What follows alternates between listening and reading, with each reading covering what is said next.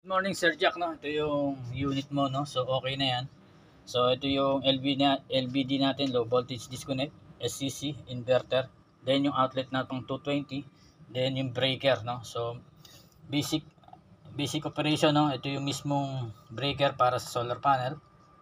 Breaker para sa battery natin. So positive negative lang din yan. So pag nakita nyo yung color coding, no? Positive is red, negative is black.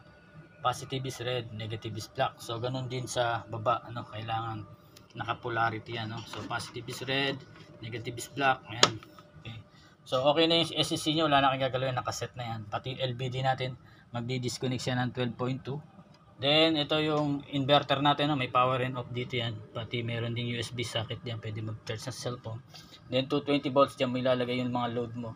So up to 70 watts lang yung load natin para hindi ma-discarga maigi yung battery mo.